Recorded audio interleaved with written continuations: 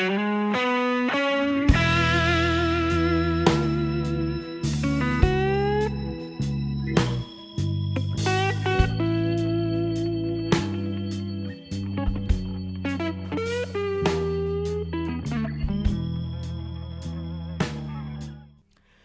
everyone, welcome back to Schola Fides, the School of Faith.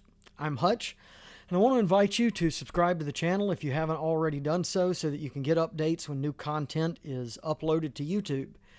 Now with that being said, we're back at our series on the Apostles' Creed, and we're going to look today at the second clause of the Creed where it says that I believe in God the Father Almighty, maker of heaven and earth. And so that's the phrase that we're going to look at today, this maker of heaven and earth.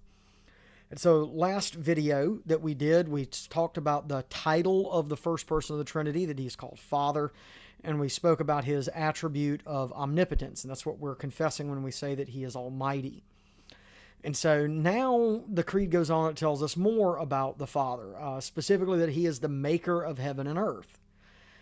But before we kind of go any farther, I need to start by answering a potential objection.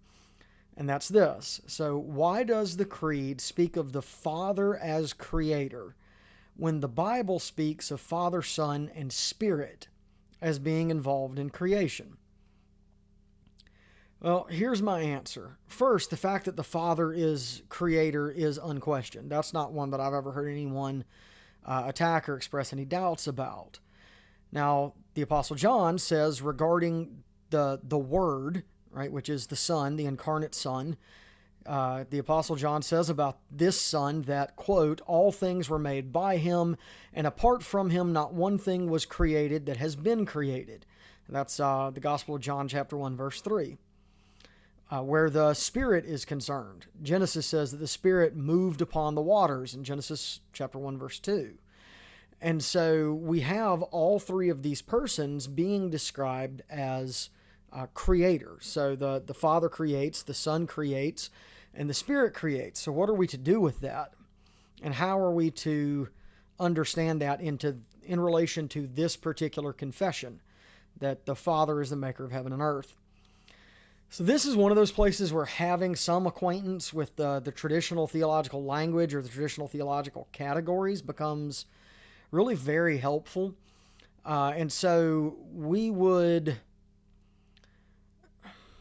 when we speak about the acts of God, right, which is the Father, Son, and Holy Spirit, they're one in essence, equal in power and glory.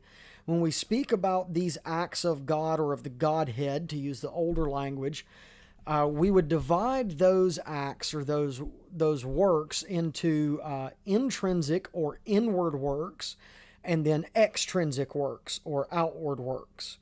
And so when we speak of God's intrinsic works, we're speaking particularly of those acts which one of the three persons of the Trinity exercises towards another of those three persons. So, for example, it's the Father and the Father alone that eternally begets the Son. And so that would be an intrinsic act of God. Now, the outward acts, or the extrinsic acts, are the actions of the Trinity towards all creatures. And those acts would be creation, redemption, and providence. Or, pardon me, if we wanted to order them properly, it would be creation, providence, and redemption. And so these acts, the outward acts or the extrinsic acts, are common to all three persons, Father, Son, and Holy Spirit. So the three persons of the Trinity then are jointly involved in creation. The Son, so let's back up. So that they're jointly involved in creation, but they are distinguished from one another in the manner of creation. And so the Father is the cause that begins the work of creation. The Father is the one who has planned the work of creation, we might say.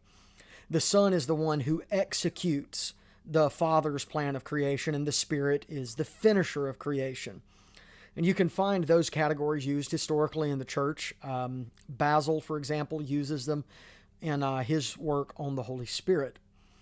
And so the Father creates, we might say, by the Son and the Holy Spirit, while the Son and the Spirit create from the Father.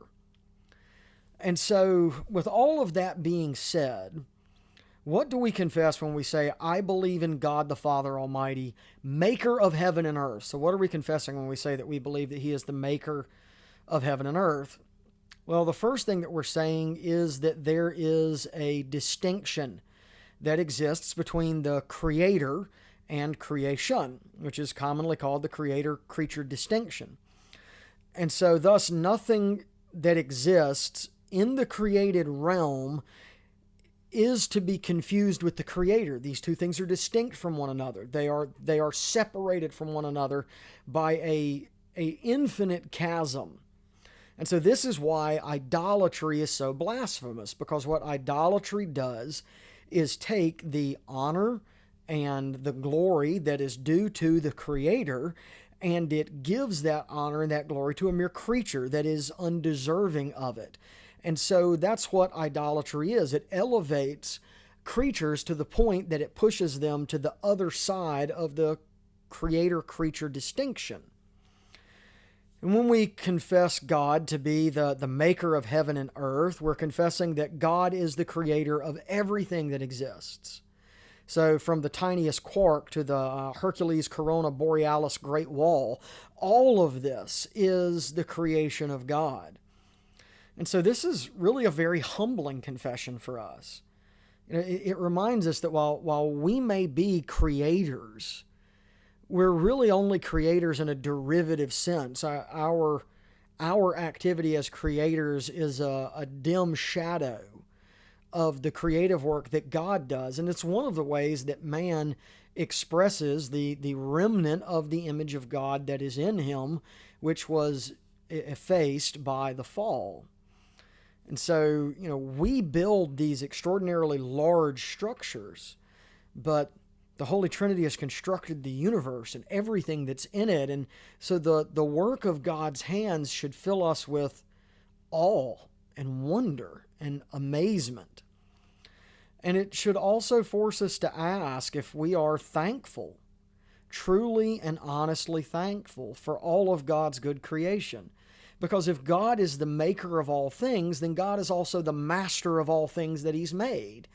And so then that means that you and I should use all of the good gifts that God has made with thanksgiving, and that we should put them to the use of making His glory known. And so that is all for today, just a very short video. I want to invite you again, please subscribe to the channel. If you're being helped by these videos, please like this video. Leave me a comment if you have questions. I'd love to answer some. So with all of that being said, God bless, and I look forward to talking to you again soon. Bye-bye.